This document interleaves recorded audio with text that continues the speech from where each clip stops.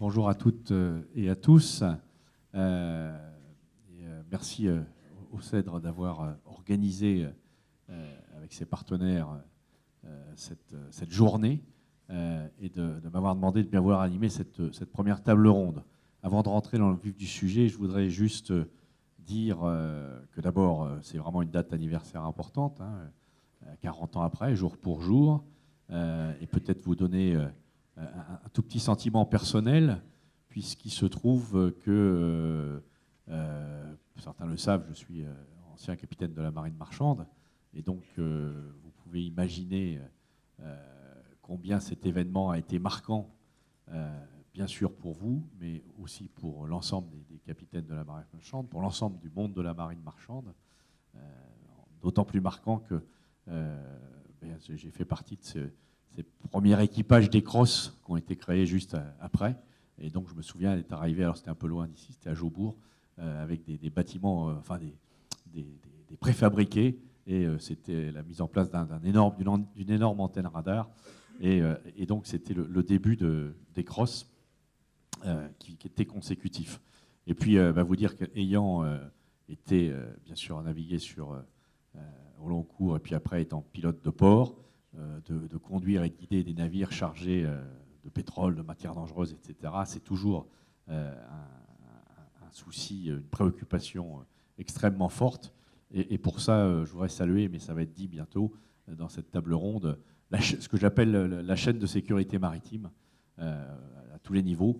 Je crois, et je pense que nous allons vous le démontrer ce matin, ça a été dit d'ailleurs par le secrétaire général de la mer, que l'action de l'État en mer, appelons ça comme ça aujourd'hui, est un instrument particulièrement performant, envié de beaucoup en Europe. Pour en avoir beaucoup discuté avec mes homologues, c'est vraiment une organisation, une coordination qui est extrêmement performante. Et avoir, je dirais, sur les façades à sa tête un préfet maritime, un amiral, et pour les marins que nous sommes, un gage de compréhension immédiate dans les situations de crise et dans les échanges. Voilà, je voulais juste dire cela parce que je pense que c'est important pour placer un petit peu nos débats aujourd'hui.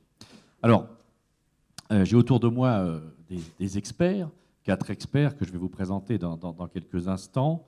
On va donc faire le point sur 40 ans après la mort au Cadiz, la prévention. Vous verrez au cours de nos échanges, un certain nombre de mots-clés vont apparaître.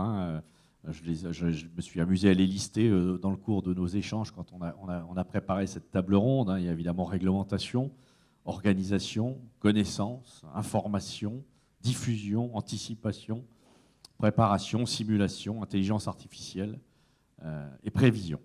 Alors, je vous ai dit 4 experts. À côté de moi, un expert de portuaire, de sécurité portuaire, de sûreté portuaire, de sécurité. Et puis la sécurité maritime, après, un tout petit peu plus large. L'action de l'État en mer, j'en disais un mot à l'instant. Et puis un représentant de l'armement français, des armateurs français. Alors, si vous voulez bien, je vous propose, messieurs, que nous soyons assez brefs dans nos interventions. Déjà, je ne donne pas le bon exemple, mais que nous soyons assez brefs.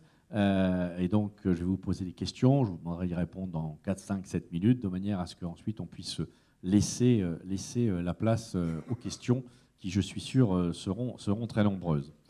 Alors, commandant Nicolas Chervy, vous êtes commandant du Grand Port Maritime du Havre. Vous avez débuté dans la marine nationale, dans la marine marchande, pardon. Puis après, vous avez rejoint la marine nationale. Vous faites maintenant partie du corps des officiers de port, bien sûr. Vous avez exercé à Cherbourg, à Rochefort, au Havre une première fois, où là, vous êtes beaucoup occupé de marchandises dangereuses. Puis après, vous avez commandé le port de Calais, avant de revenir au Havre, d'abord comme adjoint, et puis maintenant comme commandant du Grand Port Maritime du Havre. Et donc, cette expérience de sécurité des marchandises dangereuses et portuaires va nous être très utile. Ma première question, c'est vu du point de vue d'un commandant de port, de quelles informations disposait-on il y a 40 ans, je dirais, dans dans le cadre de la catastrophe de la Moko Cadiz, d'informations de prévention. Et aujourd'hui, de quoi dispose-t-on comme information et bien sûr, quel est leur traitement? Bien. Bonjour Monsieur le Président. Ah bon, pardon, excusez-moi, je n'avais pas de retour. Bonjour Mesdames et Messieurs, merci Monsieur le Président. Merci à toi Stéphane d'avoir pensé à m'inviter aujourd'hui. Alors, en termes d'information portuaire, il y a 40 ans, au moment de la Moko Cadiz, les choses étaient assez simples. En fait, les navires, du fait de la faiblesse des moyens techniques de l'époque, transmettaient assez peu de choses à l'autorité portuaire. Essentiellement un ETA, c'est-à-dire une heure prévue d'arrivée au port, et un tirant d'eau. Et les caractéristiques à proprement dit du navire étaient figées dans des documents qui servaient de référentiel. Certes, l'OMI avait déjà normalisé les formats de messages au travers d'une convention qu'on appelle la convention FAL. Donc il y avait déjà une General Declaration dans laquelle il y avait toutes les caractéristiques du navire, il y avait déjà une déclaration marchandises dangereuses, il y avait une liste d'équipage, une liste de passagers, tout ça c'était normalisé. Mais les moyens techniques faisaient qu'on en disposait finalement relativement tard, voire postérieurement à l'arrivée du navire. Et dans tous les cas, c'était distribué par l'armement à ses représentants locaux, parfois à la capitainerie, et c'était traité en interne. Et on va rester comme ça pendant d'assez nombreuses années.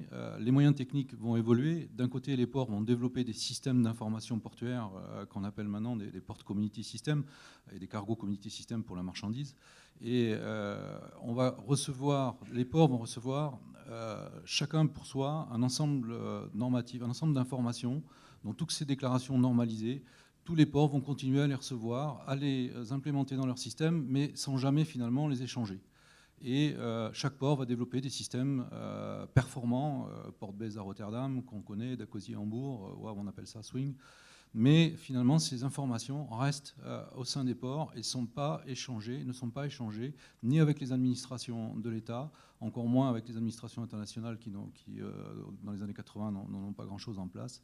Et il va falloir attendre finalement le début des années 2000 avec les paquets Erika 1, Erika 2, Erika 3 dont parlait M. le secrétaire général à la mer, pour que d'abord on impose aux navires de transmettre des informations relatives à son état avant l'entrée dans les européennes, c'est ce qu'on appelle les 72 heures prior, 24 heures prior, et le message d'arrivée. Ces messages-là, en fait, imposent aux navires de donner à l'autorité portuaire son état, s'il a des avaries, s'il n'a pas d'avaries, son heure d'arrivée.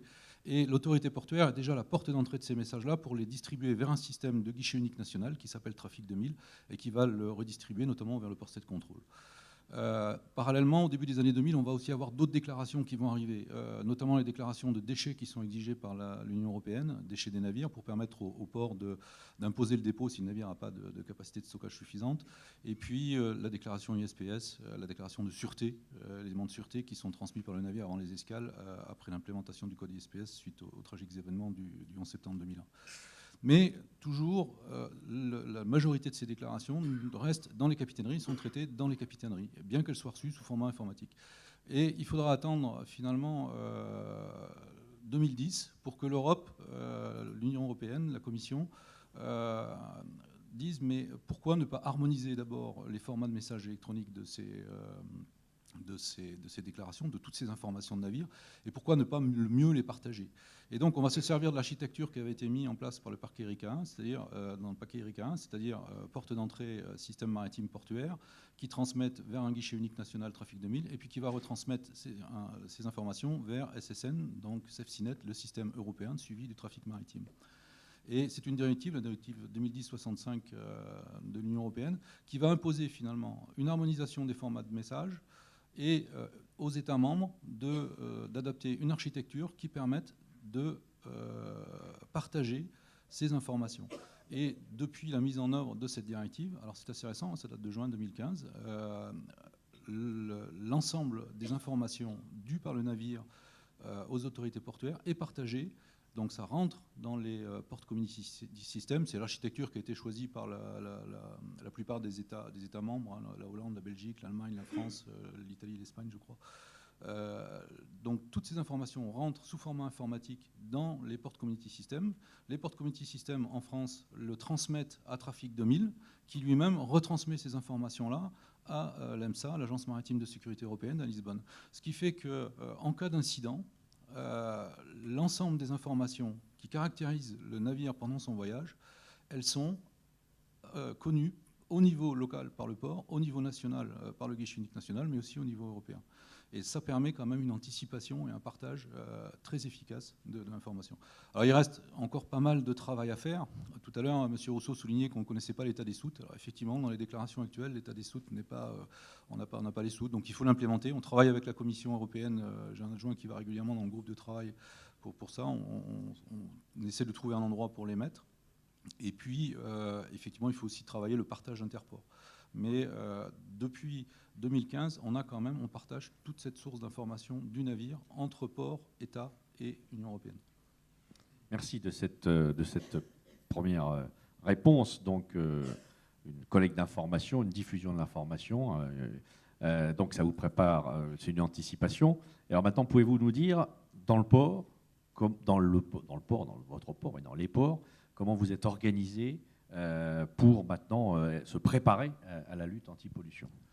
Alors, au niveau des ports français, depuis le début des années 80, il y a un arrêt du Conseil d'État qui a imposé un financement des moyens de lutte contre les sinistres qui étaient spécifiquement portuaires. Alors, pendant très longtemps, au Havre, je vais surtout parler pour le port du Havre, parce que c'est le port que je connais, pendant très longtemps au Havre, ça s'est surtout focalisé sur les moyens de lutte contre l'incendie. Alors, il y avait un peu de moyens de lutte contre les pollutions, avec notamment des dispersants, mais c'était essentiellement des moyens de lutte contre l'incendie. C'est ensuite, peu après les catastrophes de l'Erika, du Katia, qui était mentionné aussi par M. Rousseau tout à l'heure. Le Katia, c'est un pétrolier qui s'est déchiré un ballast sur un appontement sur un terminal pétrolier du port du Havre. Et après l'Erika, on s'est rendu compte au port du Havre que finalement, on avait très peu de moyens pour, au niveau portuaire, faire face à ce type de sinistre. Et donc, on s'est assez naturellement tourné vers le CEDRE, qui était déjà à l'époque l'autorité, enfin l'organisme reconnu au niveau européen et surtout qui était incontestable pour nous fournir une planification de la lutte contre les pollutions des plans d'eau portuaires. Et le CEDRE nous a fait un plan très complet dans lequel nous a défini des moyens à mettre en œuvre et une organisation. Alors pour le port, c'est extrêmement dimensionnant parce qu'aujourd'hui, on a 5000 mètres de barrages à entretenir sur plusieurs sites portuaires, bien sûr, des moyens d'accroche de ces barrages, parce que le port du Havre, il y a un marnage de 8,20 mètres et il faut faire avec. Des moyens techniques avec un ponton nettoyeur, des moyens oléophiles de récupération, également une organisation humaine avec un officier de port, un équipage pour armer le ponton H24 et une convention qui est passée avec la société coopérative de l'amanage du port du Havre qui nous permet une intervention immédiate de 2 canottes armées pour mettre en œuvre des barrages à déploiement rapide. Et on teste cette organisation en réel 2 fois par an. Merci. Donc, anticipation, préparation, moyens organisationnels, mais finalement, le mieux, c'est peut-être d'éviter l'accident. Et comment, vu d'un commandant de port, vous considérez qu'aujourd'hui, les dispositifs, les moyens pour éviter l'accident sont Alors, effectivement, toute cette organisation, toute cette anticipation, si on n'a pas la qualité des services nécessaires pour gérer notre trafic portuaire, elle ne servira à rien. Et le port du Havre, c'est 6000 escales par an. 6000 escales, c'est 12 000 mouvements dans un chenal d'approche qui fait 6000 de long, 300 mètres de large. Il faut passer 6000 navires dans un sens, 6000 navires dans l'autre sens. Et les navires, ce chenal, il a été dessiné à la fin de la Seconde Guerre mondiale. Et depuis, les navires sont passés d'un format Liberty Ship de 140 mètres sur 26 mètres de large à aujourd'hui des porte-containers de 400 mètres de long, 60 mètres de large et 16 mètres de tirant d'eau. Et donc, il faut gérer ça.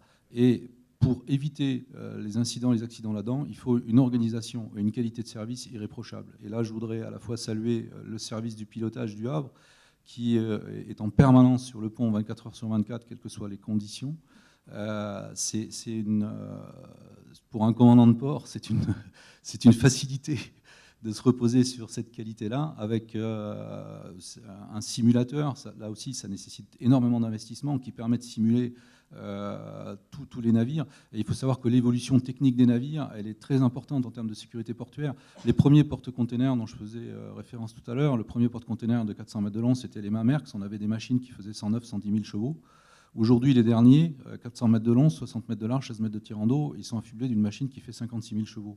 Et il est probable qu'avec le GNL, on aura encore un peu moins de puissance. Donc aujourd'hui, ce qui était un porte-container qui était très manœuvrant en termes de puissance, c'est-à-dire qu'on pouvait l'arrêter assez facilement, le faire accélérer facilement, ben aujourd'hui, il manœuvre comme un pétrolier. Et ça va sans doute pas s'arranger. Et donc, il faut absolument une qualité de service irréprochable pour prendre ce trafic-là avant, à l'ouvert du port, et là c'est le STM et la capitainerie qui va le faire, à 22 000 marins, on prend en charge le commandant du navire, on va lui dire vous allez en zone de mouillage, vous allez avoir votre pilote à telle heure. On a un service de pilotage qui est capable de servir par tout temps, en hélicoptère, en vedette, dans des conditions souvent difficiles et qui est extrêmement performant, extrêmement qualifié, pour ensuite passer les endroits les plus sensibles du port et conseiller le commandant sur tout au long de sa manœuvre. Et puis un service du remorquage, un service de l'armanage qui travaille également dans ce sens-là. Et depuis le CATIA, eh bien, toute cette organisation fait qu'on a aujourd'hui peu ou pas d'incidents dans le port du Havre.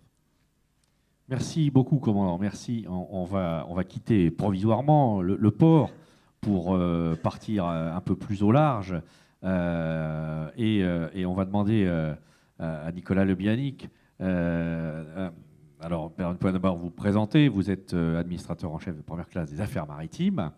Vous avez une très grande expérience des crosses. On en parlait tout à l'heure.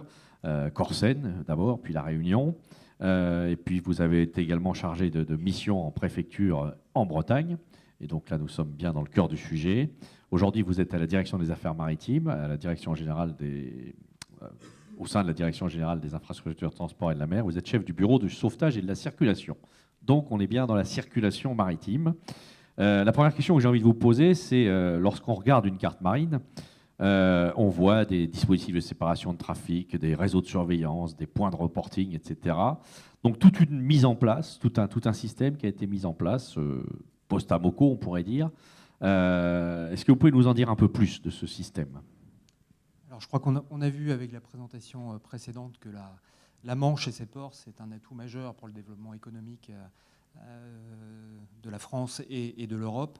C'est aussi une zone de vulnérabilité connue, en raison notamment des conditions de navigation compliquées. On est face à de forts courants, face à des conditions météorologiques, l'on sait, difficiles, et surtout face à des densités de trafic maritime très importantes. Et là aussi, on peut donner quelques chiffres, puisqu'on estime aujourd'hui que sur les 20 dernières années, le trafic maritime a à peu près doublé en Manche, et depuis l'Amoco, à peu près triplé. Donc aujourd'hui, il est prématuré de faire une conclusion à ce stade de nos travaux, mais je pense que l'exposition au risque, en fait, elle s'est accrue, mais que notre capacité à y répondre s'est plutôt améliorée grâce effectivement à toutes les mesures qui vont être présentées aujourd'hui. Là aussi, peut-être quelques chiffres. Aujourd'hui, la Manche, c'est à peu près 140 000 navires en transit, sur nos 3 dispositifs de séparation de trafic. Donc, au large de Ouessant, c'est à peu près 150 navires par jour. Dans le détroit du Pas-de-Calais, que l'on surveille donc avec nos homologues britanniques, c'est à peu près 200 navires par jour. Donc, ça donne, je pense, l'étendue un peu de ce qui potentiellement est devant nous, donc avec des navires de plus en plus grands, de plus en plus complexes, et effectivement cette capacité de réponse de l'État côtier qu'il faut renforcer. Donc les dispositifs de séparation de trafic ou les rails de navigation, donc on en a 3 en Manche, donc à Ouessant, au Casquet, vous en parliez, Monsieur le Président, et dans le détroit du Pas-de-Calais. À ces dispositifs de séparation de trafic, aujourd'hui, sont associés des dispositifs de compte rendu obligatoire. Donc tout navire qui va rentrer dans la zone de surveillance va se déclarer auprès de l'État côtier, donc auprès des crosses en particulier, et va faire donc un compte rendu exhaustif à la fois de sa cargaison et puis éventuellement des avaries qu'il peut connaître à bord. Donc c'est vrai que ça nous donne, je pense aujourd'hui, une vision sans doute plus complète de cette situation maritime. Vous évoquiez, Monsieur le Président, l'amélioration post-Amoco. Effectivement, c'est une amélioration. Ce que l'on peut dire, c'est que des dispositifs préexistaient et qu'effectivement, puisque le premier dispositif de séparation de trafic a été créé en 1967 dans le détroit du Pas-de-Calais, avec un système de compte rendu volontaire et non pas obligatoire. Et effectivement, l'AMOCO a été vraiment le facteur d'accélération de tout ça, donc avec ici au niveau local la création de la Tour du Stif et du Cross Corsen, la création aussi du Cross Griné, avec aujourd'hui 2 radars sur le site du Cross Griné et sur Saint-Frieuc, qui est situé un peu au sud. Donc effectivement, l'AMOCO a été quand même un levier formidable pour améliorer, se professionnaliser sur cette mission de surveillance du trafic, puisque effectivement nous disposons de capacités techniques, et je dirais que derrière la surveillance du trafic, c'est aussi des métiers spécialisés dans les crosses aujourd'hui, puisque la surveillance du trafic est normée, notamment par l'Association internationale de signalisation maritime. Donc il y a un métier qu'on appelle le métier du service de trafic maritime, le VTS côtier ou portuaire, et je pense qu'il y a aussi eu de gros progrès qui ont été faits en la matière. Merci. Juste un élément, il faut le dire, parce que parfois c'est pas su, c'est que l'Association internationale de signalisation maritime a son siège en France, à Saint-Germain-en-Laye. C'est une association internationale qui a son siège en France et qu'on a failli perdre il y a quelques années, mais heureusement on l'avait récupéré. Vous parliez des crosses. Alors, je le dis tout à l'heure en introduction, c'est un lieu qui me tient beaucoup à cœur. Est-ce que vous pouvez nous... Alors, ça a dû beaucoup évoluer depuis 40 ans. Est-ce que vous pouvez nous donner maintenant un peu leur fonctionnement des crosses en termes pratiques, leur organisation? Alors aujourd'hui, le réseau des crosses, qui est un des éléments, bien sûr, de la capacité de l'action de l'État en mer, qui agit dans un système complémentaire, bien sûr. Enfin, je pense notamment à toutes les capacités dont dispose la Marine nationale. Donc on est dans cette famille de l'action de l'État en mer. Aujourd'hui, les crosses, c'est donc 5 centres en métropole, 3 en Manche, un sur la façade atlantique, donc à Etel, et un autre en Méditerranée, le Cross Lagarde. Nous avons également 4 structures outre-mer, un cross à La Réunion et un cross dans la zone anti-Guyane, et 2 centres spécialisés à Nouméa et en Polynésie française. Donc au total, on va dire un volume de 9 centres, à peu près 350 personnes qui travaillent donc H24, puisque les navires, par définition, ne s'arrêtent jamais. Et donc nous avons une organisation similaire à terre pour effectivement monitorer et assurer la surveillance. Donc la mission de base, et on évoquait tout à l'heure un cas de sauvetage des crosses, c'est d'abord la recherche et le sauvetage en mer.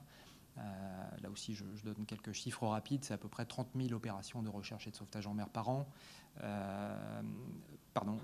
Et donc à peu près les 3/4 de ces opérations qui concernent le secteur de la plaisance. Donc le secteur du commerce qui nous intéresse aujourd'hui est finalement assez résiduel dans ces activités de sauvetage, mais tous les crosses ont cette mission de MRCC, pour reprendre la terminologie internationale. Dans le cadre de la mission de surveillance que j'ai exposée précédemment, il y a plusieurs éléments importants. Le premier élément, c'est le service de diffusion des informations aux navigateurs. Donc une météo compliquée, des conteneurs à la dérive, tout ce qui peut se passer en mer, un danger particulier va être signalé dans ces secteurs de surveillance sur lesquels on focalise notre attention. Et une mission donc d'assistance à la navigation. Donc les navires en transit vont être informés de la situation globale de la zone, puisque nos capacités radars nous offrent une vision globale dont n'a pas forcément le navire dans son environnement très proche. Et donc on peut par ce biais prévenir un certain nombre de situations à risque. Et les crosses sont aussi des services d'assistance maritime, Maritime Assistance Service, pour reprendre là aussi la terminologie internationale. Et ce concept de Maritime Assistance Service, c'est au-delà de la fonction seule de surveillance des dispositifs de trafic, c'est d'avoir un point de contact identifié à terre où que le navire se trouve. C'est-à-dire un navire qui va se situer au large, en dehors des zones surveillées des dispositifs de séparation de trafic, c'est qui il doit contacter pour toute difficulté qu'il aurait à son bord, que l'on soit dans une situation de crise ou dans une situation pré-crise. Et effectivement, les crosses jouent ce rôle. Les crosses sont aussi investis, et c'est un petit peu en complément de nos travaux d'aujourd'hui, sur des missions environnementales. Je pense notamment à la surveillance des pêches maritimes, à la surveillance de l'environnement marin et à la surveillance des pollutions. Mais là, on est dans cette communauté de travail de l'action d'État en mer. Merci. D'ailleurs, au sujet des crosses, je vais lancer un appel au secrétaire général de la mer, parce que je me souviens qu'il y a 3, 4 ans, 5 ans, le secrétaire général de l'Organisation maritime internationale, le prédécesseur, M. Keiji Sotemizu, était venu visiter le Cross Greené et avait été évidemment très impressionné par l'équipement français sur cette façade la plus dense au monde. Et donc, comme il a changé, maintenant c'est un Coréen, Kim Lim-tak, il serait peut-être intéressant, monsieur le secrétaire général de la mer, de lui faire un programme de visite de ce même cross. Monsieur le secrétaire général de l'OMI est venu au Cross Greené il y a 6 mois. Eh bien, voyez, nous étions donc voilà, en retard. Vous exaucez mon souhait avant même de l'être formulé. Vous parliez de surveillance. Maintenant, il faut parler de contrôle aussi un petit peu. Et donc, contrôler les navires. Et notamment l'outil qu'on appelle le contrôle par l'état du port. Est-ce que vous pouvez vous en dire un peu plus? Alors, oui, tout à fait. Mais alors, sur peut-être la surveillance, un élément, je pense, aussi important à avoir en tête, c'est la valeur de ces actions de prévention aujourd'hui entreprises par l'État côtier. Et je voudrais quand même me référer à une étude qui a été menée donc, en 2016 sur la façade de la Manche et de la mer du Nord, qui a donc identifié 21 accidents évités grâce à cette mission de prévention par la chaîne de l'action de l'État en mer que vous évoquiez. Et on a estimé que si ces accidents s'étaient effectivement produits, le risque encouru d'un point de vue global pour la communauté était un risque à hauteur de 3,9 milliards d'euros, ce qui situe un petit peu nos enjeux et permet là aussi de bien mesurer le rapport entre ce que fait l'État aujourd'hui et ce que ça pourrait coûter si effectivement nous n'étions pas actifs en la matière. Sur le contrôle, effectivement, alors comme le disait monsieur le secrétaire général, effectivement, il faut agir sur 3 leviers. On a principalement évoqué les actions au titre de l'État côtier, donc la surveillance de nos zones d'intérêt. Il faut aussi, bien sûr, évoquer l'action de l'État du pavillon et l'action par l'État du port. Donc l'État du port a connu aussi bien sûr une accélération importante avec le naufrage de la Moco Cadiz, puisque le mémorandum d'entente de Paris du contrôle par l'État du port a été signé en 1982. Alors là aussi il préexistait un embryon de contrôle par l'État du port, mais il s'est largement développé. Aujourd'hui, donc le contrôle par l'État du port, c'est 27 États associés dans la zone de coopération du mémorandum.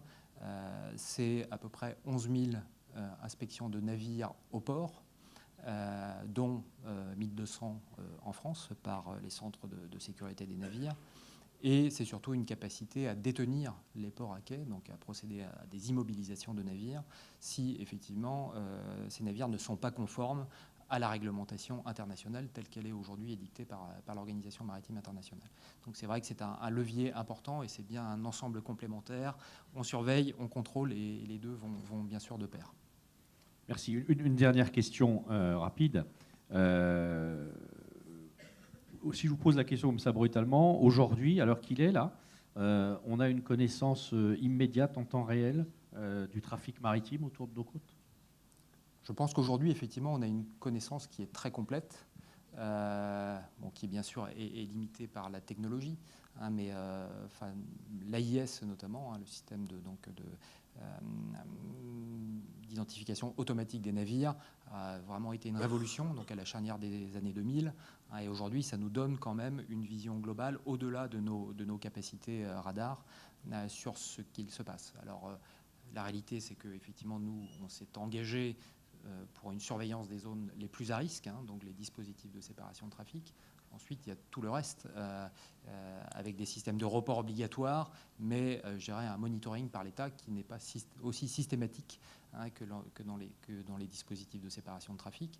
On reste quand même sous l'égide du principe de liberté de la navigation, en dépit de ces informations reportées vers la terre. Donc, mais aujourd'hui, effectivement, alors, on a une connaissance en temps réel qui est plus importante. M. Chervy l'a dit, on a une connaissance aussi beaucoup plus importante du contenu des navires, de leur pédigré, avec effectivement l'outil français qui est la base de données Trafic 2000, qui est une des composantes des échanges européens d'informations et du réseau SafeSeaNet qui a été évoqué en préambule. Merci beaucoup. On va donc passer la parole à Sébastien Bavero. Et donc là, on va parler de l'organisation de l'action de l'État en mer, encore une fois, et pour le dire comme cela. Alors vous êtes commissaire de marine, vous êtes diplômé de l'Institut des études politiques de Paris, vous avez fait l'école de guerre, et puis depuis le 2012, vous êtes chargé de l'action de l'État en mer, dans sa branche internationale. Ensuite vous avez été aux Antilles, et puis depuis 2016, vous êtes à la préfecture maritime de l'Atlantique, où vous animez une équipe composée d'agents de différentes administrations. Il faut les citer, la Marine nationale, la douane, les affaires maritimes, la gendarmerie nationale, l'environnement, etc. Et vous participez au traitement administratif et juridique de nombreuses opérations de police en mer et d'événements de mer. Alors la première question que j'ai envie de vous poser, c'est pouvez-vous nous expliquer les évolutions de cette action de l'État en mer que vous avez pu constater, vous, sur le terrain, au fil de votre expérience? Merci, Monsieur le Président. Juste pour répondre à votre question, je crois qu'il faut se remettre dans le cadre de 1978. Quelles étaient les administrations qui agissaient? En fait, on avait deux administrations principales qui étaient séparées et qui ne discutaient pas beaucoup ensemble. On avait la Marine nationale, mais qui était surtout dans son but de défense militaire, avec des sémaphores. À l'époque, autour d'Ouessant, on avait 4 sémaphores, dont seulement 2 ouverts de nuit, avec deux petits radars dans ces 2 sémaphores, et puis qui étaient surtout sur des missions de surveillance du trafic militaire à l'époque. Et puis côté ministère de la Marine marchande, des Affaires maritimes, on avait déjà des crosses à Jobourg et puis à Etel, mais qui étaient dans une mission principale de sauvetage. Et ces organismes travaillaient relativement peu ensemble. Moyens de remorquage, le préfet maritime qui existait déjà n'avait que des moyens militaires à l'époque de remorquage. Au soir du 16 mars 1978, c'était le Malabar, à l'époque le remorqueur de haute mer, qui était du côté de l'île de Ré, donc très difficile de le faire intervenir. Et puis il n'y avait pas non plus d'autorité reconnue pour coordonner ces administrations. Le préfet maritime agissait encore, même si M. le secrétaire général de la mer l'a rappelé il y a quelques instants, le décret du 9 mars 1978 venait d'être signé et diffusé. Le décret encore en mémoire, c'était celui de 1972, qui était relativement limité en matière de coordination des administrations. Donc depuis, un très grand chemin a été effectué, tant sur l'évolution de l'organisation avec le décret de 1978 qui a été repris en 2004 par le décret du 6 février 2004, qui est encore en vigueur aujourd'hui et qui consacre le rôle de coordination du préfet maritime et en cas de crise, son rôle de direction des opérations de secours. Donc on a une autorité légitime et unique qui est connue et qui prend la main. Et puis un point également évoqué, c'est le dispositif Orsec maritime. On a aujourd'hui plus de plans segmentés. On a un dispositif coordonné qui s'appelle l'Orsec maritime, qui a plusieurs volets. Donc on va d'abord s'intéresser au sauvetage, donc c'est le volet SAR, et puis ensuite se préoccuper de l'assistance aux navires en difficulté, et puis malheureusement, si ça ne suffit pas, on a également un volet de lutte anti-pollution. Donc l'existence de ces différents volets permet une continuité de notre situation, permet que les centres opérationnels, on a bien sûr le CROSS que vient de mentionner Nicolas Le Bianic, mais aussi le centre des opérations maritimes de la préfecture maritime, qui vont agir de manière coordonnée et de manière successive si besoin, mais avec les mêmes informations, avec des équipes organisées de manière cohérente et qui pourront travailler le plus possible ensemble. Et puis on a bien sûr l'évolution des moyens, les remorqueurs de haute mer, la baie Flandre qui a été mise en place 5 mois après l'accident, relevée aujourd'hui par la baie Bourbon qui offre des capacités nettement supérieures. Et puis tout un réseau d'organismes au sein de la Marine nationale, la création du CEPOL, qui s'appuie sur un écosystème d'expertise dont le CEDRE fait partie au premier plan. Et puis bien sûr les centres de sécurité des navires qui agissent pour apporter leur expertise également. Et donc on a aujourd'hui des moyens mutualisés, qu'ils soient civils, militaires, et qui agissent de concert pour résoudre une crise qui peut arriver en mer. Merci. Alors, a été cité à plusieurs reprises, et notamment par le secrétaire général de la mer, un outil.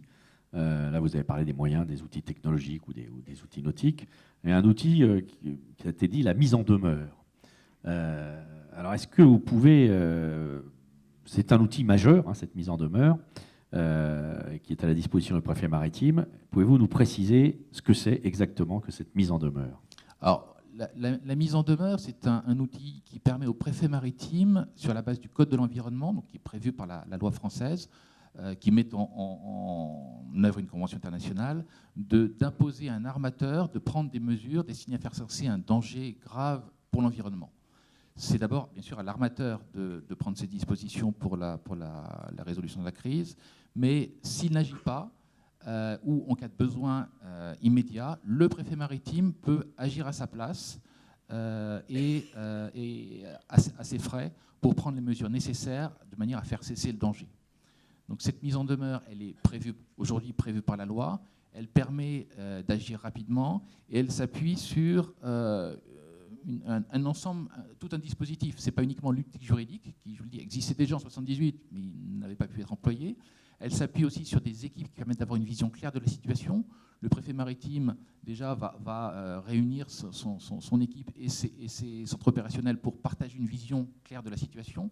Et si ça ne suffit pas, va envoyer une équipe à bord du navire en difficulté, ce qu'on appelle une équipe d'évaluation, de manière à savoir réellement ce qui se passe à bord. Ça avait été la difficulté en 1978. C'est très souvent la difficulté. Est-ce que le capitaine qui est en contact avec le CROSS, est-ce que l'armateur qui est en contact avec la préfecture maritime dit réellement ce qui se passe à bord, ne cache pas certaines choses, et si on a un doute, le préfet maritime décide d'envoyer une équipe à bord. Et puis elle s'appuie sur des moyens d'action qu'on a vus tout à l'heure. La mise en demeure, pour résumer, c'est vraiment un moyen d'agir contre le temps, qui est l'ennemi principal pour résoudre une crise. Et comme l'écrivait Hervé Hamon récemment dans le Télégramme, c'est le moyen d'agir d'abord et puis de discuter ensuite. C'est tout à fait juste. Merci de cela. Vous avez parlé des armateurs, on va leur passer la parole, mais pas tout de suite encore. Je voudrais encore vous poser une question. Donc là, vous avez décrit l'évolution de l'action de l'État en mer, enfin du moins de la réponse aux crises depuis 1978, cet outil juridique important avec l'équipe d'évaluation. Au passage, j'ai beaucoup travaillé sur le sujet quand j'étais président de la Fédération des pilotes maritimes pour que les pilotes maritimes soient dans ces équipes d'évaluation. Et donc, aujourd'hui, là, les chantiers qui sont encore devant nous pour encore améliorer cette réponse que nous pouvons apporter. Alors, il y a de très nombreux chantiers et l'action de l'État en mer s'efforce bien sûr de suivre l'évolution du trafic maritime et des technologies. Premier chantier, ça va être l'accompagnement du gigantisme, de l'augmentation de la taille des navires. Monsieur le secrétaire général de la mer en a parlé tout à l'heure sur l'aspect du remorquage, qui est effectivement préoccupant. Il y a aussi la connaissance du chargement, de ce qui est embarqué à bord. Lorsqu'on a un porte-container de 20-22 000 boîtes, un feu à bord par exemple, on a très rapidement besoin de connaître quels sont les matériaux en jeu, quels risques pour l'équipage, quels risques pour les équipes d'intervention. Et cette connaissance doit être la plus rapide possible et la plus cohérente possible. Deuxième point lié au gigantisme, c'est l'entraînement avec les équipes des États côtiers, les équipes de remorquage notamment. On a des navires qui coûtent de plus en plus cher, que les armateurs doivent rentabiliser, et on a aujourd'hui des difficultés pour trouver du temps pour ces navires. On le fait avec des armateurs volontaires, avec CGM, avec Brittany Ferries, qui prêtent des navires et qui accordent du temps pour monter des exercices ensemble. On va monter un exercice avec Brittany Ferries la semaine prochaine pour un sauvetage à bord d'un ferry, pour s'entraîner à ce travail en commun. Et c'est vraiment un point important pour la préfecture maritime, c'est de développer cette chaîne de travail en commun également avec les armateurs. Autre point, c'est de renforcer bien sûr les connaissances et le travail européen. On pourrait là aussi citer deux points. C'est le contrôle de l'état du port. Nicolas Le Bianic en parlait tout à l'heure. C'est une disposition qui est effectivement très protectrice pour la sécurité maritime, qui empêche qu'un navire qui présente des défaillances soit remis en navigation. Je trouve qu'on a de temps en temps des États remis en mer par des États européens à la suite de détention. Il faudrait que cette information circule mieux entre les différents États. Deuxième point également, ce sont les conditions de remorquage qui notamment de remorquage de navires qui sont voués à la dépollution. On a eu le cas des coques Maersk il y a quelques mois au large de la Bretagne, et qui pourraient être mieux encadrés à l'échelle européenne. Ça, c'est un travail de longue haleine, mais ce sont quelques pistes pour avancer. Et puis, un point qui avance également, c'est l'amélioration du partage des informations sur la surveillance maritime. On a aujourd'hui le système Spationav développé par la Marine nationale qui permet une bonne fusion des informations. On a également accès aux bases Trafic 2000, alimentées également par les ports, qui là aussi permettent d'avoir des informations. La douane va mettre en place son système SIAM, qui permet aussi de renforcer cette connaissance mutuelle. Et là, c'est un point extrêmement novateur d'utiliser toutes ces capacités nouvelles au profit de la gestion d'une crise en mer. Merci. Je pense que ces pistes que vous venez d'ouvrir, ces chantiers, feront l'objet de pas mal de questions tout à l'heure.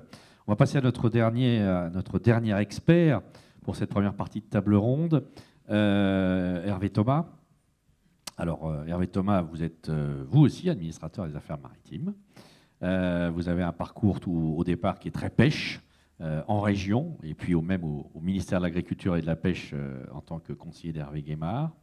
Puis après, vous partez en Bretagne, gestion des ports en Bretagne, une affectation préfectorale aussi, où là, avec un fort travail sur l'aspect sécurité, gestion de crise. Puis vous êtes délégué à la mer et littorale du Finistère. Donc là, vous êtes sur vos terres, vos anciennes terres, puisque c'est la terre que vous quittez pour venir à Paris en tant que délégué général d'Armateurs de France. Et son bureau est juste à 20 mètres du mien. Donc on se voit de temps en temps, et même parfois on se tutoie. Donc, première question. La MOCO, c'était il y a 40 ans, jour pour jour. Dans le monde armatorial, ça a été un choc énorme, qui a beaucoup travaillé. Vous avez beaucoup travaillé pour en comprendre les causes et puis comment y remédier, les conséquences. Vous avez une idée de l'accidentologie, des sinistres et des remèdes qui tout au long ont été mis en place, vu des armateurs, encore une fois. Alors, un petit mot, merci Frédéric, un petit mot sur Armateurs de France, effectivement, parce que les armateurs, c'est extrêmement vaste, hein, sur les 60 000 navires qui circulent dans le monde. Armateurs de France, en fait, regroupe un petit peu plus d'une cinquantaine d'entreprises, hein, donc l'ensemble des armateurs français. Ce n'est pas une adhésion automatique, mais il se trouve que l'ensemble des armateurs français sont membres d'Armateurs de France, donc ça représente à peu près 1000 navires opérés, pas tous sous le pavillon français, hein, puisque c'est AMA-CGM qu'on a cité tout à l'heure, et aussi le premier armateur britannique, par exemple. Indiquer effectivement qu'à la suite de ce sinistre, hein, je ne reviendrai pas sur tout ce qui a été évoqué très bien tout à l'heure, il y a eu, et c'est malheureusement souvent comme ça que les choses évoluent, hein, on se souvient aussi du Titanic et de son impact. Là, nous parlons de la marée noire, mais dans matière de transport de passagers, qui était quand même un élément cardinal dans le passé, ce sont malheureusement souvent les catastrophes majeures qui ont fait évoluer la réglementation. Il en est de même, effectivement, s'agissant du transport d'hydrocarbures et des navires-citernes. Bien évidemment, il y a une valeur très importante des navires et des cargaisons. Et donc, les armateurs, bien effectivement, soit ils se sont adaptés, hein, au gré de ces différents sinistres. Hein. On a eu aussi, effectivement, l'Exxon Valdez, un petit peu plus loin de chez nous, mais qui a eu aussi, parce que dans les outils réglementaires que nous avons évoqués, le MOU, le Mémorandum de Paris, est extrêmement important. Les États-Unis ne sont pas membres du MOU. Donc effectivement, comme dans bien des domaines, ils imposent leur propre réglementation, et notamment celle des pétroliers à double coque. Donc voilà une évolution effectivement technologique extrêmement importante. Alors, les armateurs, effectivement, de leur côté, d'une part, ils collaborent. Hein, des mots-clés ont été évoqués. Je crois que ce qui est important, c'est collaboration, transparence aussi. En tout cas, c'est vraiment les éléments clés qui animent les armateurs français. Et les armateurs ont aussi, j'allais dire, leur club, hein, puisque nous avons des associations au niveau européen, au niveau international, donc au niveau européen, l'EXA, au niveau international, l'ICS. Et bien évidemment, le monde armatorial est extrêmement diversifié. Je rappellerai pour mémoire, effectivement, que la MOCO Cadiz n'arborait pas le pavillon français et n'avait pas d'équipage français.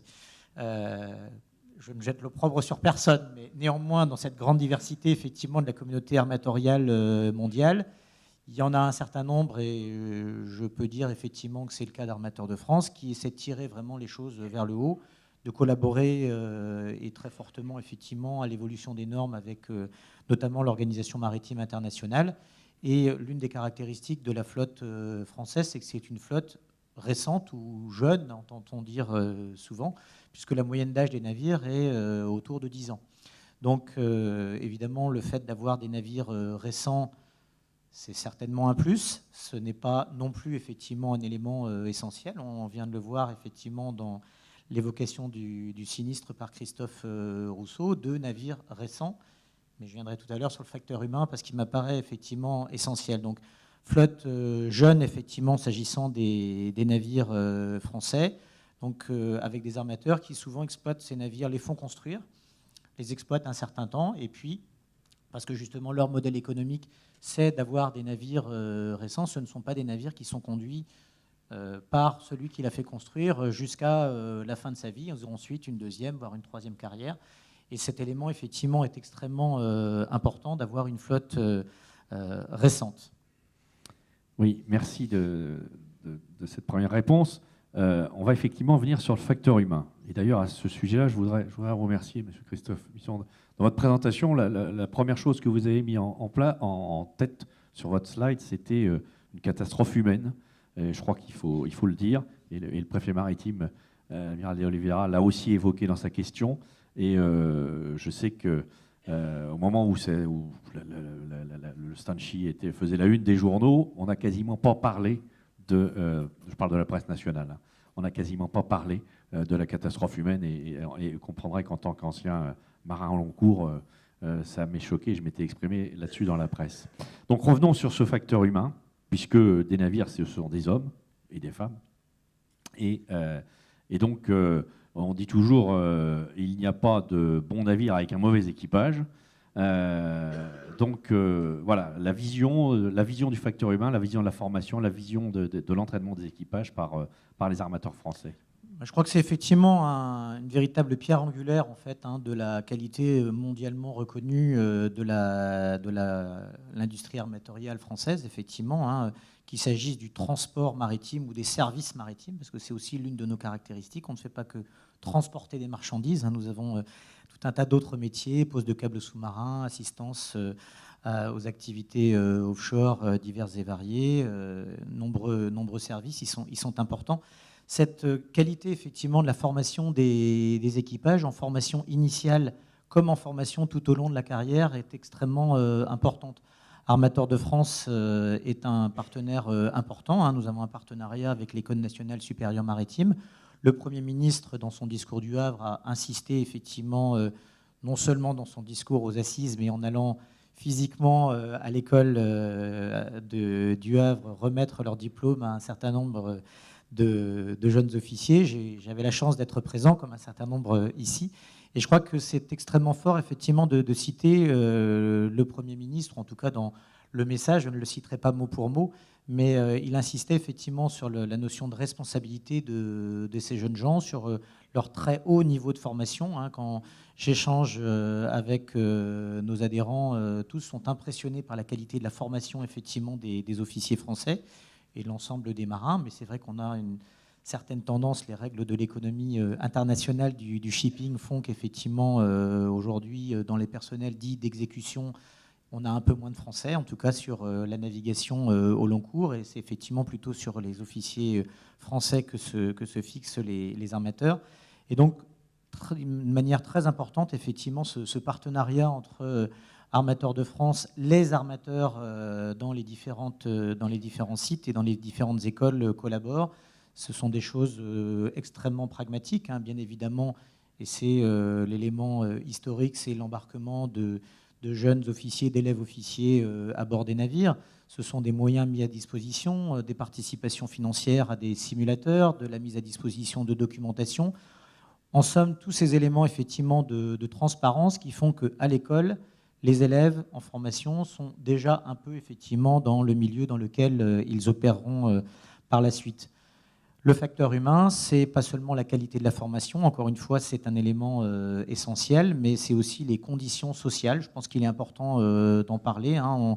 On parle souvent de la condition des marins, malheureusement, souvent, parfois, et c'est regrettable, en les oubliant, lorsqu'on a un sinistre, on a un focus de l'actualité davantage sur la catastrophe écologique, et évidemment, il faut s'y attarder, mais on oublie souvent, malheureusement, les femmes et les hommes qui sont à bord. Encore une illustration qui a été rappelée tout à l'heure. Donc, effectivement, les normes sociales, effectivement, le transport maritime, c'est l'un des vecteurs de notre économie extraordinairement mondialisée. On le sait, malheureusement, un certain nombre de compagnies ont des équipages qui sont assez faiblement payés. Ce n'est pas le cas du modèle armatorial français. On estime effectivement, nos adhérents estiment, les armateurs, que des marins correctement formés sont aussi des marins qui doivent être correctement rémunérés. Et c'est un élément extrêmement important. Dans le facteur humain, on peut aussi citer l'importance attachée aussi à la communication à bord. Quand vous avez effectivement des équipages qui parlent différentes langues, c'est assez compliqué de se faire comprendre. On parle là, effectivement, s'agissant de la Moco Cadiz, où l'équipage était italien, pas de souci sur ce plan-là, mais on a en tête d'autres sinistres, effectivement, où la multiplicité des langues employées à bord, alors là, je pense plus, effectivement, peut-être à des sinistres sur des navires à passagers de croisière, où les opérations d'évacuation n'ont clairement pas été facilitées par les difficultés de compréhension entre l'ensemble des acteurs dans la chaîne de décision mise en œuvre à bord. J'allais dire, pas de ça, effectivement, dans ce qui concerne les navires des armements français. Nous nous y attachons, effectivement, de manière très importante. Et donc, quand je dis, effectivement, rémunération des marins, ça suppose que dans cette compétitivité internationale, effectivement, et encore une fois, le Premier ministre s'y est attaché, nous veillons, et il faut que, quelque part, la communauté nationale veille à ce que, si on souhaite avoir, encore une fois, cette excellence à la française, comme nous avons l'action de l'État en mer à la française aussi, qui a ses caractéristiques, eh bien, effectivement, ça suppose de s'attacher à ce modèle. Il y a un coût, effectivement, pour un marin de qualité. Ça doit être assumé. Nous sommes en concurrence, effectivement, avec d'autres armements et pavillons au sein même de l'Union européenne. Et effectivement, le Premier ministre a rappelé combien il était important que nous soyons dans des conditions de compétition, effectivement, à règles égales, effectivement, en termes de coûts, notamment du travail, effectivement, des marins français. Alors là, on a évoqué les aspects techniques, on a évoqué l'aspect humain. Une question, merci d'y répondre assez rapidement, parce que là, l'heure tourne. En 40 ans, les navires ont évolué. Donc les risques ont évolué. C'est quoi les nouveaux risques maritimes vus par les armateurs, encore une fois? Alors je crois qu'on en a évoqué effectivement quelques-uns. C'est la taille toujours plus importante des navires, la massification, effectivement. Alors nous, armateurs, nous n'aimons pas trop ce terme de gigantisme, mais effectivement, on ne peut sans doute pas y échapper. Donc effectivement, aujourd'hui, un gros navire, effectivement, transporteur de conteneurs, ne serait-ce que pour sa propulsion, c'est l'équivalent, effectivement, d'un navire de cabotage de taille assez respectable, transportant des hydrocarbures. Donc la taille, bien évidemment, c'est valable pour les conteneurs, et c'est une vraie préoccupation avec un nouveau risque, les chutes de conteneurs à la mer, un élément très très important. On a vu, pour avoir, ça a été rappelé tout à l'heure, travailler en Bretagne jusqu'à il y a encore peu, effectivement, on a tous en tête cet hiver dramatique qui avait vu plusieurs centaines, je me garderai de citer l'armateur, mais effectivement plusieurs centaines de conteneurs tombés à la mer. Ça, c'est un vrai risque, effectivement, pour la navigation, pour la pêche notamment, pour l'environnement, bien entendu. Alors des dispositifs existent, effectivement, s'agissant du saisissage des conteneurs à bord, de la conception des navires. Je crois qu'il faut avoir parfaitement présent à l'esprit qu'un navire des tailles qui ont été rappelées tout à l'heure, autour de 400 mètres, c'est une valeur à bord qui dépasse allègrement le milliard de dollars. Donc effectivement, les armateurs ont aussi effectivement à être garants de l'intégrité des marchandises qu'ils transportent. Et on peut citer à cet égard effectivement le volontarisme de certaines compagnies, CMA, CGM, effectivement, est partenaire et entré effectivement dans une start-up marseillaise qui s'appelle Traxens, effectivement, et qui dispose des petits boîtiers à bord des conteneurs qui permettent finalement en temps réel de savoir où se trouve le conteneur. Alors, ce n'est pas une boîte noire, hein, évidemment, lorsque le conteneur est à quelques centaines de mètres de profondeur, ce n'est pas ce dispositif-là qui va permettre de le repérer, mais c'est un élément effectivement important. Dans l'hypothèse où il tombe effectivement à la mer, ça peut permettre potentiellement de le repérer, on peut l'imaginer. En tout cas, effectivement, la dimension commerciale, quelque part, rejoint aussi la préoccupation en termes de sécurité, et c'est un élément extrêmement important, effectivement. Et alors, pour l'armement français, ça a été dit tout à l'heure, le MOU de Paris. Alors, MOU de Paris, ça fait un peu bizarre comme terme, hein, c'est le Memorandum of Understanding. L'armement français, depuis plusieurs années, est régulièrement premier classement au MOU de Paris, parfois deuxième. Donc, c'est pourquoi ? C'est dû à quoi que l'armement français est aussi bien noté? Alors je pense effectivement, Nicolas Le Bianic en a rappelé un petit peu le fonctionnement. Hein. C'est 27 États signataires, de mémoire 18 000 contrôles à peu près réalisés par l'ensemble annuellement, par l'ensemble des États donc, signataires dans leur port. Bon, les règles effectivement de classement au sein de ces listes noires, blanches, grises sont une savante alchimie, hein, en vérité assez peu juste, avec beaucoup de guillemets, puisque finalement on a une grille multicritère qui permet d'intégrer effectivement le suivi du navire par rapport à son pavillon, à son histoire propre, détention ou pas, etc. On peut avoir entre guillemets quelques trous dans la raquette, et paradoxalement effectivement les États qui ont des flottes très importantes, s'ils ont une ou deux détentions, effectivement, ça va leur permettre de garder un assez bon niveau de classement. Bon, la France, nous avons, je l'ai rappelé tout à l'heure, une flotte assez modeste. Donc, effectivement, c'est dire que la moindre détention va immédiatement avoir un impact. Donc, effectivement, le fait de rester classé dans le haut du peloton, c'est véritablement la démonstration, effectivement, que toute cette politique, effectivement, qu'il s'agisse de l'aspect technique, maintenance, entretien, effectivement, parce que le facteur humain, encore une fois, est extrêmement important. Hein. La qualité ne réside pas que dans la conduite des navires, c'est aussi dans leur maintenance pendant le voyage et pendant les opérations d'arrêt, démontre effectivement que, quelque part, l'excellence du pavillon français, je pense qu'on peut s'en féliciter collectivement, parce que le bénéfice, effectivement, il est évidemment environnemental et il est humain. Nous avons aussi un élément très important d'investissement d'Armateurs de France sur l'ensemble de ce qu'on appelle aujourd'hui la qualité de vie au travail. Et j'en profite effectivement pour rappeler ici notre soutien à l'Institut maritime de prévention dont nous sommes partenaires effectivement, et qui peut-être s'est orienté dans un premier temps largement sur la pêche, ça reste un cœur de métier important pour lui, mais tout autant effectivement sur le commerce. Et nous avons notamment récemment signé une convention financière avec l'Institut maritime de prévention pour la formation de l'ensemble des équipages, et notamment des officiers dans nos compagnies, pour toujours avoir ce cap effectivement de la sécurité et de la qualité du pavillon français. Merci beaucoup. Alors, je me tourne vers vous. En horaire, on est bien, parce que je voudrais qu'on ait chacun un mot de conclusion, mais donc avant, il y a peut-être les questions. Voilà, il y a même sûrement les questions. Mais donc, on prend les questions, puis après, on réservera 3 minutes pour que chacun nous dise un peu sa conclusion. Alors, une question là, d'Antoine Pichon, là-bas. Alors, je ne sais pas s'il y a des micros qui circulent, ou sinon, Antoine, je suis sûr que tu peux... Merci. Alors, Antoine Pichon, au Conseil général de l'environnement et développement durable. Ma question s'adresse au commissaire de la Marine Mavero.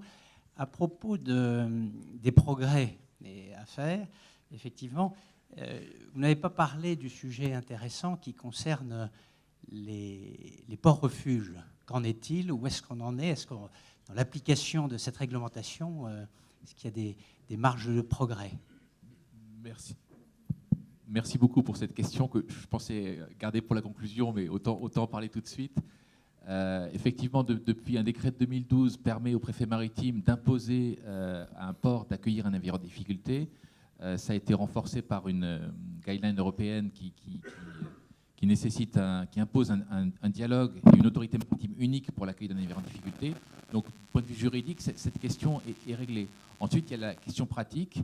Et un de nos axes de travail aujourd'hui, c'est de fluidifier l'accueil des navires en difficulté dans les ports. Je suis très heureux d'être aux côtés du commandant du Grand Port Maritime du Havre sur cette question-là, parce que je crois qu'on a également à travailler ensemble sur cette question-là pour aider les ports et leur fournir l'information nécessaire, et que de leur côté,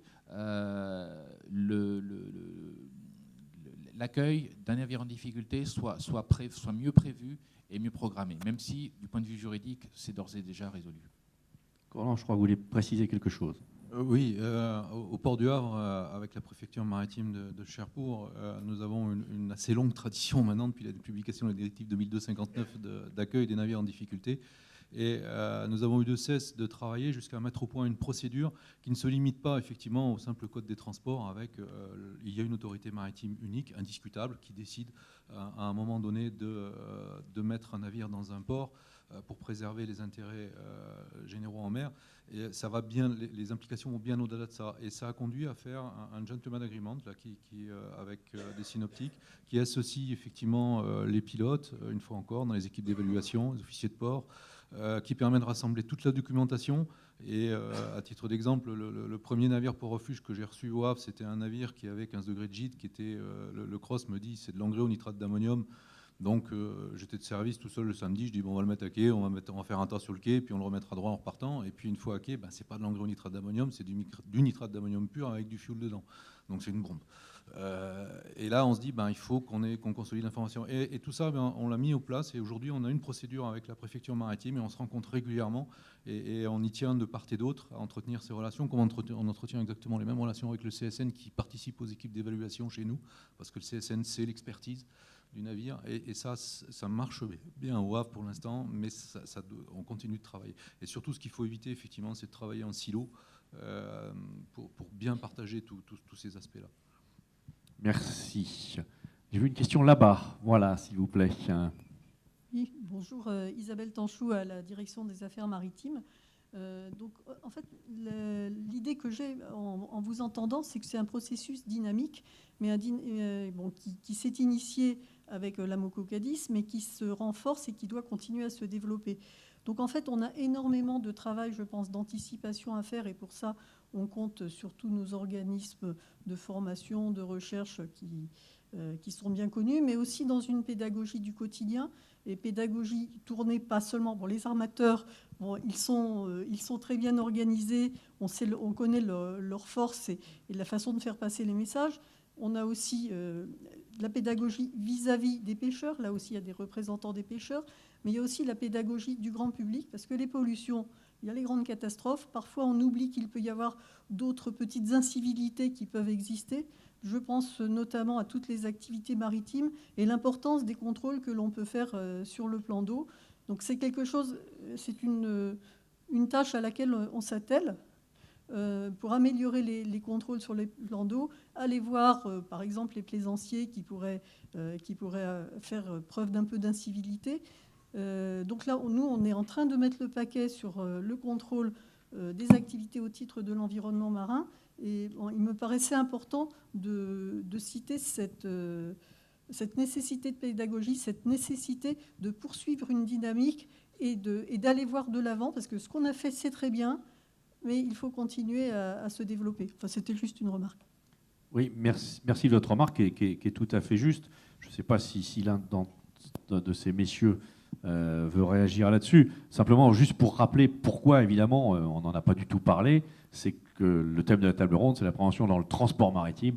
Et donc, effectivement, fort logiquement, on a été assez transport maritime centré, mais effectivement, il y a tous ces autres volets qui sont évidemment moins spectaculaires, si on peut y employer ce terme-là, mais qui sont importants. Vous voulez dire, Oui, la prévention, effectivement, c'est très important. La Commission européenne a déjà promulgué une directive sur les déchets des navires et au mois de janvier, elle a publié un projet qui va modifier en profondeur cette directive, dans lesquels sont inclus les déchets générés par les engins de pêche, dont la reprise devrait être systématique et obligatoire et gratuite par les ports. Les plaisanciers sont effectivement inclus dans cette directive. Il y a déjà une obligation pour les ports de plaisance de rédiger des plans de réception et traitement des déchets. Et ces obligations-là vont être renforcées. Maintenant, ça ne remplacera pas effectivement le côté pédagogique qui doit continuer. Ça reste quand même du coercitif. Et juste un point peut-être pour compléter, c'est que depuis novembre 2016, les moyens de l'action de l'État en mer sont coordonnés par le préfet maritime pour soutenir les actions en matière de protection de l'environnement marin et participent bien à cette activité de protection. Merci. Y a-t-il d'autres questions? J'avoue que j'ai un peu de mal à voir. Oui, là-bas, le délégué général de la coopération maritime. Juste une question concernant la procédure de mise en demeure. Vous avez insisté à juste titre sur le côté extrêmement important de cette procédure dans le dispositif de prévention. Au niveau statistique, on en est à combien à peu près par an? J'ai en tête le chiffre des années 2000. Pour la préfecture maritime de l'Atlantique, on a été à peu près une douzaine par an. Je parle bien des mises en demeure vis-à-vis des armateurs et non pas celles vis-à-vis des ports. Est-ce qu'on est toujours dans le même ordre d'idée ou est-ce que ça a sensiblement décru? Alors, heureusement, ça a relativement décru. C'est plutôt de l'ordre de 5 par an en moyenne, dans la mesure où la plupart des armateurs, et je salue l'armateur de France, ça se passe bien. On n'a pas besoin d'aller jusqu'à cette arme, cette menace de la mise en demeure. L'armateur prend des actions, le capitaine rencontre au cross, on est en contact avec lui et on suit le déroulement du plan d'action. Donc la mise en demeure, on ne va l'employer que en deuxième recours, si l'armateur ne répond pas, ne fait rien, etc. Donc aujourd'hui, c'est de l'ordre de 5 par an à peu près. Une autre question? Oui. Là-haut, oui, d'accord. Bonjour. Oui, donc, bonjour à toutes et tous. Jean-Paul Elquin, le président de l'association Morglas, puisqu'on a parlé de transport maritime. Nous avons en fait deux regards sur le transport maritime. Nous avons le transport maritime avec les armateurs, c'est-à-dire ceux qui méritent un A majuscule, et puis les autres que nous appelons les pseudo-armateurs. Quand j'ai écouté avec une grande attention, bien entendu, les uns et les autres, je crains quand même que l'insécurité maritime soit créée par des pseudo-armateurs qui emploient des marins qui sont souvent maltraités. C'est-à-dire que nous déplorons que sur certains bateaux, qui pourraient être repérés par les pilotes d'abord, d'ailleurs ça fait partie de leur mission, qui pourraient être repérés par les officiers de bord, et bien soit signalés par exemple au secrétariat général à la mer ou aux autorités. Je ne suis pas sûr que ce travail soit toujours fait. Un marin qui a signé un contrat de travail, par exemple, de 6 mois et qui se retrouve à bord 23 mois encore après, je pense que ça crée une insécurité maritime d'abord pour eux et puis ensuite pour les autres marins. Donc, ça, c'était une réflexion, bien entendu, mais je crains également que les ports mondiaux soient mis en concurrence les uns avec les autres. C'est-à-dire qu'un port où il ne se passe rien, un port où les navires sont jamais arrêtés, où les navires ne sont pas toujours contrôlés comme ils devraient être, en fait, c'est un port qui est bien classé. Donc, moi, je compte en fait sur qu'il y ait une véritable coalition envers les autorités portuaires pour détecter quand ça ne va pas sur un navire. Sinon, bien entendu, tout ce qui a été fait depuis l'accident de la Moco Cadiz, on peut que s'en féliciter. Tout le monde a mis du sien, ça fonctionne, mais je crains également que, y compris après l'accident de la Moco et de l'Erika, que l'on ait surveillé en fait que les pétroliers. Alors qu'à côté de ça, vous avez les pétroliers représentent moins de 10% de la flotte mondiale. Tout le reste, ce sont des vraquiers. Des vraquiers d'ailleurs où il y en a un qui coule pratiquement une fois par semaine dans le monde, mais où peu de monde s'inquiète. Et je crois qu'il faut être également plus sévère au niveau de l'Organisation maritime internationale. J'entendais tout à l'heure le commandant du port du Havre qui nous disait « mais c'est une information que nous avions depuis longtemps ». Et d'ailleurs, vous avez un texte là-dessus sur notre site où les porte-conteneurs n'arrêtent pas de grandir. n'arrêtent pas de transporter plus de marchandises, mais qu'en même temps, ils ont perdu une certaine puissance de moteur. Je crois qu'on doit être capable, à l'Organisation maritime internationale, d'interdire certaines façons de faire. Pour déplacer un navire qui fait une telle longueur et qui transporte tant de marchandises, eh bien, il faut une certaine puissance de moteur. Voilà, moi, la réflexion que j'avais envie de faire. Alors, Merci. Bon, mais je rappelle également que sur les contrôles, en France, un armateur allemand s'est vu arrêter 3 navires le même week-end. Si nous n'étions pas unis pour le faire, je crains, monsieur, et je m'en excuse, que ces navires n'auraient jamais été arrêtés, qu'ils auraient escalé, qu'ils seraient repartis, et c'était des navires dangereux et pour les marins qui étaient à bord et pour les navires qu'ils croisaient en mer. Merci Jean-Paul de cette c'est pas une question de ce point. On se connaît bien, donc je souscris à une grande partie de ce que vous venez de dire. Il y a eu d'énormes progrès le fait, il faut le dire, il faut le répéter, parce que sinon, quelque part, on masque un peu la réalité des choses. Mais il y a toujours, effectivement, des brebis galeuses, des moutons noirs. Et ça a été dit tout à l'heure par Hervé Thomas. Le niveau de formation, donc le niveau social, donc le niveau d'entretien des navires est extrêmement capital là-dessus. Je vais laisser la parole à mes voisins de répondre. Je voudrais juste dire que sur les pilotes, puisqu'ils ont été mentionnés et que chacun le sait, j'ai fait ce métier-là pendant 25 ans, c'est effectivement une de nos missions réglementaires de signaler à l'autorité maritime, quelle qu'elle soit, la défaillance des navires en termes techniques, mais aussi des équipages. Obligation réglementaire que la France a été la première à prendre et qui a été reprise ensuite au niveau européen dans la directive, je crois que c'est la 65, mais 59, voilà. Et donc, ça fait partie de cette chaîne que j'ai évoquée tout au début de notre propos, de cette chaîne de sécurité maritime. Mais effectivement, il y aura toujours des brebis galeuses, de moins en moins, on peut l'espérer. Mais qu'est-ce que vous pouvez répondre ? Alors, pour répondre sur les faits, je peux vous garantir qu'il entre dans les missions des officiers de port en France de signaler immédiatement toute défaillance, qu'elle soit sur le plan technique ou qu'elle soit sur le plan des équipages, au centre de sécurité des navires, qui est compétent pour se rendre à bord et visiter le navire. À titre d'exemple, j'avais un navire saisi là, pour des questions de paiement de soute au port du Havre. J'ai immédiatement informé le CSN. On a un officier de port qui se rend à bord tous les jours. Bon, on a eu la main levée ce matin pour vérifier l'état des soutes, pour vérifier que tout va bien à bord et que le niveau de sécurité du navire est maintenu. Et le CSN est passé à bord pour voir si le navire pouvait reprendre la mer sans difficulté. Et ça, ils le font systématiquement. Et si on a la moindre doute sur l'état technique du navire ou l'état de l'équipage même, on en informe immédiatement le CSN et on est sur 6000 escales par an, hein, comme je l'ai dit, on est à plusieurs signalements par semaine. Alors il y a des signalements qui ne sont pas importants, il y a des signalements qui sont importants. Et ensuite, le CSN nous répond systématiquement et on collationne tout ça. Le CSN, chaque signalement nous dit pourquoi il va à bord, pourquoi il ne va pas et les suites qui sont données, que ce soit sur le plan technique ou sur le plan moral. Pour ce qui est de la diminution des puissances de porte-containers, oui, c'est un fait. C'est un fait qui s'explique surtout parce que les premiers porte-containers, on les faisait marcher à 25 nœuds et que maintenant, vu la surcapacité, on les fait marcher à 18-19 nœuds. Donc c'est surtout pour ça. Mais néanmoins, effectivement, ça a un impact sur la manœuvrabilité dans les ports. Je ne pense pas que ça ait d'impact sur la manœuvrabilité en mer quand le bateau est à 18 nœuds. Peut-être effectivement, je rejoins ce que vous venez de dire, c'est-à-dire l'échange d'informations se fait au quotidien, hein, que ce soit entre les ports et les centres de sécurité, entre les CROSS et les préfectures maritimes, et je pense qu'on arrive quand même à avoir un bon niveau de connaissance, qui peut toujours être amélioré, mais qui est quand même de bon niveau.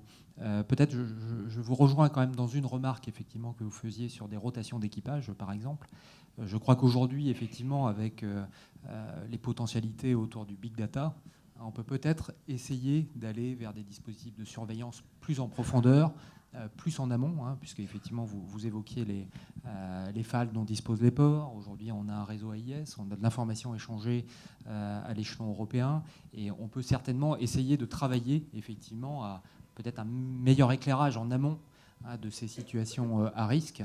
puisque effectivement on est sur une série de facteurs qui aboutissent à un accident. Et effectivement, la rotation des équipages dont vous parliez, c'est un des exemples qui montre qu'effectivement on peut peut-être aller vers des ciblages plus précis, mais ça suppose de développer ces outils d'intelligence artificielle qui sont aussi peut-être une image de la surveillance maritime de demain. Je voulais juste ajouter autre chose aussi, c'est que la loi a été modifiée récemment et aujourd'hui les ports participent au financement des associations d'entraide des marins. Et ces associations maintenant sont aussi associées dans ce cadre-là. Et lorsqu'on a des doutes sur un équipage, d'abord ils passent régulièrement. Les moyens que leur donnent les ports leur permettent d'aller régulièrement, je parle au moins pour le Havre, à bord des navires. Et eux aussi n'hésitent pas, s'ils ont des doutes, à nous mettre un petit message en disant là on n'est pas certain que ça se passe. Et après on se retourne nous vers le centre de sécurité des navires. Et ça aussi, ça va dans le sens d'une amélioration de la qualité des équipages. Merci. Alors on me fait signe, on prend une dernière question, puis après on aura un mot de conclusion. Je vous écoute, monsieur. Patrick Février, comité d'histoire ministérielle. Oui, oui. Vous avez peu évoqué l'évolution depuis une quarantaine d'années de la place des assureurs dans la phase de prévention concernant le transport maritime. C'est mieux ? Nous, on a entendu la question, j'espère que tout le monde, je me permets juste de la rappeler. Il faut que je répète. Je la répète. Vous nous avez interrogé pour savoir pourquoi nous avons peu évoqué la place des assureurs dans la phase de prévention des accidents du transport maritime. Hervé, peut-être, non ?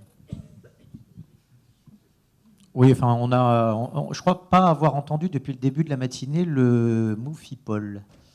Mais si, ça a été, pardon, j'ai pas été attentif, autant pour moi, monsieur le secrétaire général. Non, mais effectivement, oui, la couverture des sinistres, évidemment, est un élément très important. Il est vrai que la valeur aujourd'hui des cargaisons atteint des sommes astronomiques, littéralement. Et on a d'ailleurs, c'est peut-être un des éléments, les limitations quelque part de couverture qui seront, qui mettront peut-être avec quelques éléments techniques aussi relatifs au dimensionnement des installations portuaires, qui mettront peut-être un point d'arrêt à un moment sur la course à la taille des navires. Bon, c'est vrai qu'effectivement, les systèmes mutualisés ont permis quand même d'apporter une meilleure couverture des sinistres, notamment en cas de pollution effectivement par hydrocarbures. Le secteur de l'industrie maritime vit aussi au rythme effectivement de l'économie mondiale. C'est ce qui le rend aussi passionnant. On y sent avant les reprises ou les baisses de cycle économique, effectivement les premiers frémissements. Et donc, on a là une très bonne traduction de leur activité. Donc, sur la place des assurances, effectivement, je ne suis pas spécialiste du sujet, mais c'est un vrai sujet de compétitivité aussi. On sait que leur nombre s'est également réduit. On connaît la place forte, effectivement, britannique sur le sujet. Et c'est un vrai point d'attention et de préoccupation, parfois, effectivement, pour les armateurs aussi, que d'avoir un équilibre entre effectivement les primes d'assurance et le coût d'exploitation de leur navire. Merci. Juste pour compléter, vu du président du cluster, je reprends ma casquette une seconde là-dessus. Donc les assureurs sont membres du cluster, comme les armateurs, comme la filière maritime au sens large. Et ce sont des gens qui sont très présents dans nos groupes de travail, lorsqu'on parle des nouveaux risques, lorsqu'on parle des nouveaux enjeux, lorsqu'on parle de tout ça, les assureurs sont toujours très présents dès le début des réflexions. Il nous reste exactement 3 ou 4 minutes. Donc je vais vous demander, messieurs, chacun à votre tour, en 1 minute. Je dirais la question, c'est on repart pour 40 ans. C'est quoi votre point pour les 40 prochaines années ? Bien, au niveau des ports, on va continuer à travailler, notamment avec la Commission européenne, pour améliorer la circulation de l'information, intégrer de plus en plus d'informations et pouvoir mieux la distribuer, mieux la gérer. C'est essentiel. Il faut qu'on continue à travailler effectivement en commun avec le CSN. Peut-être qu'on s'améliore avec les ports, les autorités portuaires puissent être vraiment les yeux du CSN, continue de l'être pour certains. et ainsi avoir un niveau de prévention qui s'améliore. J'aurais un souhait, effectivement, peut-être, c'est en termes opérationnels, les ports sont toujours, à un moment ou à un donné, au sein de la chaîne opérationnelle, notamment dans l'accueil des navires haute difficulté, mais aussi lorsqu'on va récupérer des gros volumes de déchets, on est toujours à un moment un point de passage. Et là, on a souvent des solutions à apporter et on est consulté souvent un peu tard. Donc si j'avais un souhait, c'est qu'on continue de travailler en commun et qu'on soit un peu plus associés dans l'opérationnel de telle manière à pouvoir apporter des solutions et pas avoir à les rechercher en dernière minute. Juste en quelques mots pour la préfecture maritime, c'est déjà de rester humble. Il y a beaucoup d'efforts qui ont été mis en place, des moyens qui ont profondément évolué depuis 40 ans, mais la mer que nous aimons tous est la plus forte et elle est imprévisible.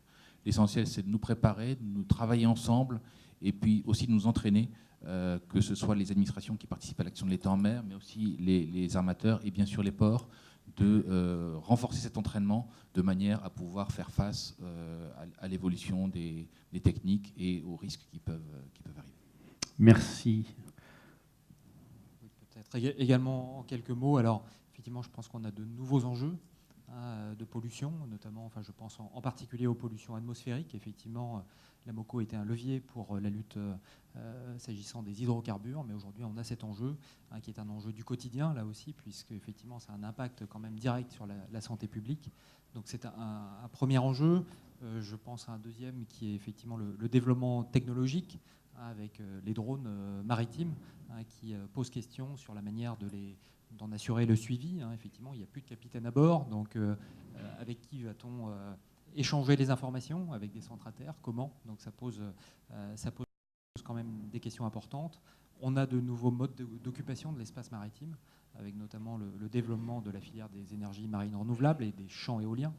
Et donc là, effectivement, dans l'écoulement des flux de trafic, ça pose des questions particulières qu'il va également nous falloir traiter.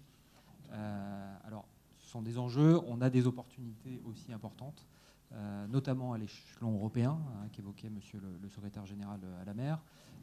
L'Agence européenne de sécurité maritime est un acteur important pour la communauté française du maritime.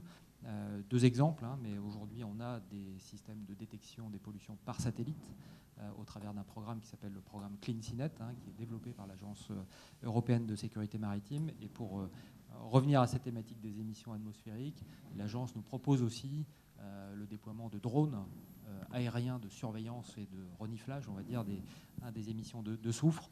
Et tout ça nous permet peut-être d'envisager effectivement un futur un petit peu différent et tenant compte effectivement de toutes ces évolutions.